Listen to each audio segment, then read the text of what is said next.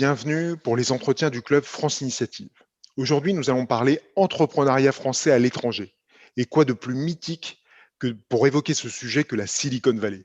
Avec nous pour cet entretien, Marilène Delbourg-Delfis. Marilène est une pionnière dans la vallée. Normalienne, passée de la philosophie à la mode, elle s'est lancée dans l'informatique. Partie s'installer en Californie dans les années 80 pour créer plusieurs entreprises, elle est désormais consultante. Marilène a été membre du Conseil national du numérique. Elle est aussi l'auteur de plusieurs ouvrages sur la mode, la parfumerie, mais aussi l'entrepreneuriat et l'innovation. Votre dernier livre, Tout le monde veut aimer son travail, a été publié aux éditions Diata et Neo. Emmanuel Demestre, Emmanuel, vous êtes également normalien. Passé par HEC Entrepreneur, vous avez commencé votre carrière dans les startups de biotechnologie en France. Ensuite, vous avez créé votre propre startup dans les drones, revendu à des Américains en 2016. C'est la raison pour laquelle vous avez déménagé dans la Silicon Valley. Aujourd'hui, vous êtes à la tête d'une nouvelle aventure entrepreneuriale dans le domaine de la réalité augmentée et de l'informatique spatiale. Merci à tous les deux d'avoir accepté notre invitation. Alors, première question, quel est l'état de la présence française dans la Silicon Valley? Il y a des Français, bien sûr, dans la Silicon Valley. Je ne sais pas le nombre exact, peut-être 50 000 ou quelque chose comme ça. Mais parmi ces 50 000 personnes françaises dans la vallée, il y a beaucoup de gens qui ne sont pas nécessairement dans la technologie. Les Français sont représentés en fait dans tous les domaines. Et beaucoup, que ce soit dans le vin, dans la boulangerie, dans la restauration et évidemment aussi dans la tech. Cela dit, je n'ai pas les chiffres exacts, mais nous ne sommes pas très nombreux et il ne faut pas oublier que nous sommes très très peu par rapport par exemple aux Chinois ou aux Indiens. Donc dans tous les cas, nous représentons un tout petit monde. Emmanuel, je pense que... Ouais, je crois qu'on est plus nombreux que ça. Moi, j'avais entendu des chiffres disant que les Français sont plutôt autour de 90 000, 100 000. En tout cas, si on prend la circonscription consulaire qui englobe San Francisco et qui monte jusqu'à Seattle et qui ne comprend pas Los Angeles. Donc, ça serait peut-être encore plus que ça. Ensuite, peut-être que ce chiffre comprend des Franco-Américains qui seraient carrément installés là depuis très longtemps et qui sont presque plus américains que français. Le chiffre a un peu diminué ces derniers mois avec le Covid. Il y a eu une grande vague de départ qui doit, je pense, se tasser en ce moment. Moi, j'ai entendu qu'il y avait eu 20 000 ou 25 000 Français qui étaient revenus peut-être temporairement, peut-être définitivement en France, là, avec les confinements et le travail à distance. Et puis, je suis d'accord avec Marilène, on est un peu dans tous les secteurs, essentiellement en tech quand même. Et puis, je dirais que moi, je suis arrivé beaucoup plus récemment que Marilène, il y a 5 ans. C'est très facile de trouver des Français dans la Silicon Valley.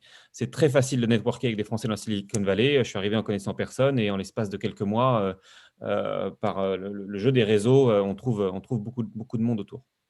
D'accord. Et ces Français, globalement, ils gardent une certaine influence, si je puis dire, dans le business local?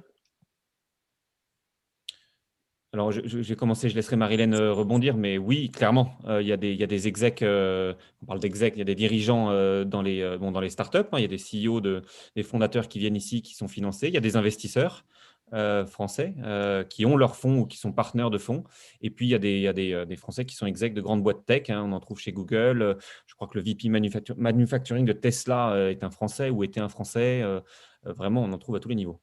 Oui, Amazon aussi, puisqu'on parle de la région, si on ajoute la région de Seattle, oui, il y a beaucoup de Français dans des positions de direction. Donc c'est plutôt une bonne chose pour les entreprises françaises, ou en tout cas pour tous ceux qui ont envie d'entreprendre, ou c'est pas lié? C'est une bonne chose en soi. La question de savoir si c'est vraiment lié, je ne sais pas. Mais bon, c'est une bonne chose en soi. On peut toujours se réjouir du succès de Français, bien sûr. Est-ce que c'est particulièrement utile pour les nouveaux venus? Je pense qu'aujourd'hui, ça l'est. Quand moi, je suis arrivée dans la vallée, il y avait si peu de Français, en fait. Il y avait relativement peu de Français, donc c'était plus difficile. Mais comme le dit Emmanuel, quand il est arrivé, il connaissait peu de gens et il a rencontré beaucoup de gens tout de suite, dont moi. C'est comme ça que j'ai rencontré Emmanuel, en réalité. D'accord. Il avait juste vendu sa boîte et il est en train de la vendre, voilà. Et donc,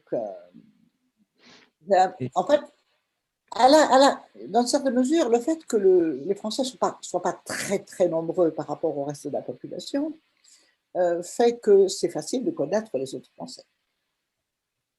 D'accord. Et quant à la question si c'est une bonne chose ou pas, c'est évidemment une bonne chose qu'il y ait des Français à différentes positions, entrepreneurs, investisseurs, tech, exec. Bon, là, on parle de la tech, puis il y en a d'autres. C'est une bonne chose pour la raison suivante. L'écosystème tech français est évidemment un peu en retard par rapport à l'écosystème tech américain. C'est complètement. Il rattrape, évidemment, il grossit bien, mais évidemment, il y a pas comme une mesure entre la taille de l'écosystème tech américain et la taille de l'écosystème tech français. Et, euh, et en fait, le fait que ces Français occupent différentes positions dans la vallée leur permet d'apprendre et leur permet de développer un réseau. Et ce knowledge, enfin, ce savoir et ces connexions, ils les apportent en France parce que beaucoup de Français, certains s'installent définitivement, mais beaucoup reviennent aussi. Et lors du retour de ces Français, ils apportent du savoir-faire pour scaler des startups, pour créer des startups, pour développer de la tech et leur réseau américain. Donc, c'est juste une excellente chose qu'il y ait beaucoup de Français dans la vallée. Et je crois, Emmanuel, qu'il y a plus de Français à revenir en fait en France maintenant qu'il y a quelques années. Est-ce que tu n'as pas observé ça par hasard? Ouais, il y a eu la vague la vague de départ de la France vers la vallée. Elle était essentiellement, elle était très forte en 2000, je dirais 2014-2018. Ouais. Ça s'est un peu tassé. Puis alors là, il y a une vague de retour poussée par le Covid, le travail à distance. Ça ne veut pas dire que tout le monde revient. Il y en a beaucoup qui choisissent de rester. Moi, le premier, hein, qui aurait très bien pu revenir et qui décide de créer une boîte en restant ici. D'accord. C'est plutôt le travail à distance qui facilite plutôt que des boîtes qui périclitent ou des problématiques d'obtenir enfin, de trouver des investisseurs ou des choses comme ça. Alors là, non, c'est vraiment pas des boîtes qui périclitent. Hein. Tout va Non, voilà. C'est le tout va très travail à bien. distance qui est facile. Ouais. Ok. Alors justement, la deuxième question qu'on a envie de vous poser à tous les deux, c'est pourquoi finalement on finit par aller entreprendre à l'étranger?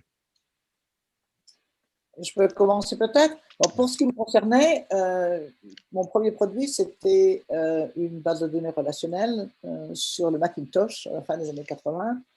Donc, le genre de la base de données était nouveau, les ordinateurs personnels étaient nouveaux. Il y avait en fait relativement peu de clients possibles en France. Donc, ma tendance était de regarder où il y avait un plus gros marché. Donc, la réalité, c'était tout simplement aux États-Unis. Donc, pour moi, la première motivation, c'était la taille du marché. Ça a été relativement facile. Enfin, c'était une évidence. Donc, la France, j'ai continué à développer en France, mais la réalité, la taille de mon marché était carrément aux États-Unis. Donc, c'était en fait un choix d'opportunité commerciale, tout simplement. D'accord. Alors, il y a mon cas particulier, le cas général. En ce qui me concerne, moi, je suis venu essentiellement pour lever de l'argent avec des investisseurs. Entre 2012 et 2013, j'ai développé une société dans les drones et beaucoup d'investisseurs français disaient ça a l'air intéressant, mais on attend d'avoir un comparable américain pour savoir si c'est vraiment intéressant. Alors que les investisseurs américains disaient ouais, c'est le futur. On ne sait pas encore comment le marché va se structurer, mais on sait que ça sera là. Donc, les investisseurs américains étaient beaucoup moins frileux que les Français. Et c'était une des raisons de cette transition. Et puis, il y avait bien évidemment des aspects commerciaux avec un marché qui était plus important.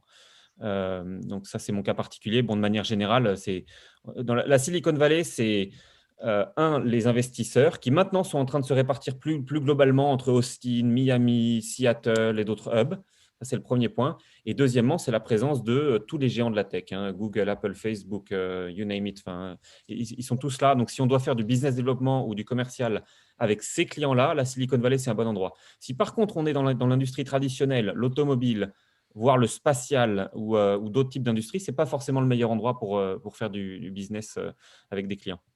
Oui, mais d'une manière générale, pour aller dans ton sens, Emmanuel, ce qu'on peut dire, c'est que la France commence rarement un nouveau genre et un nouveau marché. Donc, ce n'est peut-être pas étonnant que beaucoup de gens partent à l'étranger. Alors ça, c'est vrai. Et pour autant, la France réussit, ou les Français réussissent à créer des boîtes assez créatives, assez innovantes, même si jamais ce n'est pas eux qui démarrent le marché. Il y a une French touch dans la créativité et l'innovation tech et non tech. Oui, on est d'accord là-dessus. Ok. Donc c'est essentiellement pour des raisons de business qu'on part entreprendre à l'étranger. Oui. Ouais, en tout cas, c'est pas pour des raisons de taxes, parce que si jamais c'est la question derrière, on est beaucoup plus taxé dans la Silicon Valley qu'on ne l'est en France. Non, mais c'est un point intéressant. Évidemment, ça fait partie des choses qui reviennent constamment dans le débat public en France. Mais c'est intéressant de savoir que et de bien comprendre, et je pense que c'est vraiment le takeaway, si je puis dire, de cet échange-là, c'est bien comprendre que la plupart des entrepreneurs français à l'étranger, ils partent pour des raisons de business, pour des raisons parce que la taille du marché, parce qu'il y a des opportunités commerciales, parce qu'il y a des opportunités d'investissement, etc. Oui. Alors, dernière question. Vous savez, ce qu'on aime au Club France Initiative, c'est d'essayer de trouver des solutions au service de l'influence et du soft power français. Et justement, la Silicon Valley, c'est à bien des égards un endroit quand même clé aujourd'hui et demain. Pas uniquement aux États-Unis, mais dans le monde entier. Et la question qu'on aura envie de vous poser, c'est, avec votre expérience, quelles seraient selon vous les recommandations que vous pourriez nous donner pour mieux fédérer les entrepreneurs français à l'étranger, pour garder un lien avec eux, parce que effectivement, ils partent pour des raisons de business, mais d'une manière générale, la France a quand même un intérêt à garder un lien avec eux. Et comment on fait pour mieux les associer justement à ces problématiques d'influence, de soft power, et qui puissent participer directement ou indirectement aussi à l'économie française. Voilà, il y a plusieurs aspects à votre question. Déjà, bon, les entrepreneurs qui partent pour les États-Unis sont en général jeunes. Ils commencent à avoir des enfants, etc., toute une famille. Donc, s'il peut y avoir des arrangements pour que ces familles puissent venir régulièrement, ne serait-ce qu'en vacances en France, déjà, c'est un moyen de garder un lien. Parce que la plupart des entrepreneurs peuvent partir lorsque les enfants sont en vacances. Or, c'est le moment où les compagnies d'aviation ont les tarifs les plus élevés. Donc, peut-être qu'il y a quelque chose à faire de ce côté-là. Donc, pour l'aspect, c'est l'aspect familial, parce qu'en réalité, les entrepreneurs français gardent des contacts avec la France, ils ont de la famille, ils ont des liens familiaux, des liens amicaux profonds avec la France. Donc, autant les garder.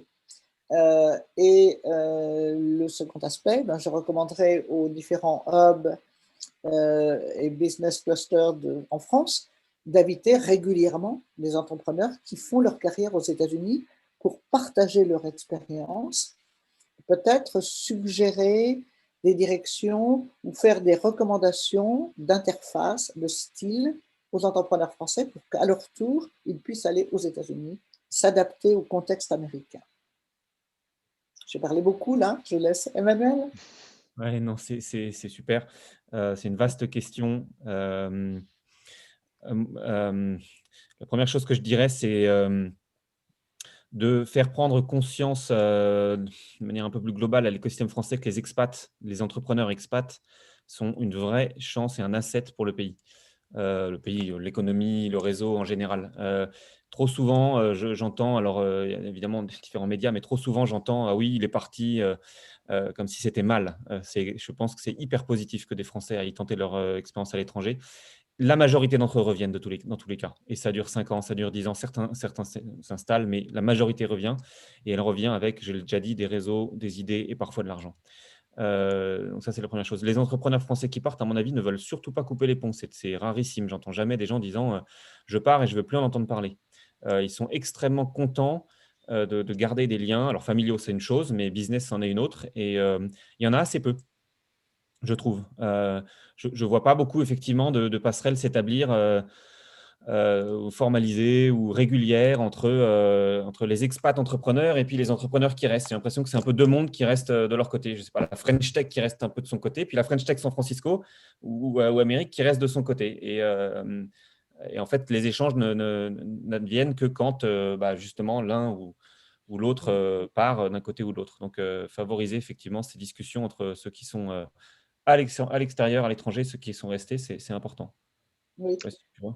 Je crois que les gens qui viennent de France vers les États-Unis pour capter l'expérience qu'on a des États-Unis, viennent un petit peu en touriste. Alors que si on invitait les entrepreneurs français installés aux États-Unis à partager leur expérience en venant spécifiquement pour des conférences, le gain pour les entrepreneurs français serait supérieur. Mais justement, il y a quand même un certain nombre d'organismes, que ça soit la Chambre de commerce, vous avez parlé de la French Tech, mais on peut aussi penser à Business France, qui sont quand même censés participer à créer ce lien. Moi, je voudrais avoir aussi un petit peu vos retours d'expérience par rapport à ça et comprendre si, avec ces organismes existants, il y a des choses qui aujourd'hui marchent et qui fonctionnent ou d'autres choses qu'il faudrait renforcer.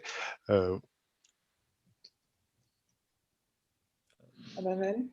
Ouais, oui, ça fonctionne. Moi, je suis arrivé ici avec un programme de Business France qui s'appelait à l'époque UBIO, qui maintenant s'appelle Impact, et qui visait en fait à accueillir des batchs de startups pour les aider, soit dans leur recherche de financement, soit dans leur recherche de partenaires commerciaux. Et puis, au-delà de les aider, parce que c'est toujours à l'entrepreneur de faire le job pour lever des fonds ou signer des clients, je crois que le job de Business France puis d'autres organismes, je pense qu'il est plus d'aider les entrepreneurs à s'acculturer et à comprendre les différences culturelles qui sont massives et que les Français sous-estiment complètement en assumant, en faisant l'hypothèse que oui, on est tous un peu du même comment dire, milieu anglo-saxon ou occidental, voilà, et c'est facile. En fait, les Américains, et en particulier la côte ouest, ont une culture qui est extrêmement différente de notre culture, et il faut avant tout la comprendre avant d'aller chercher la fleur au fusil des financements ou des clients.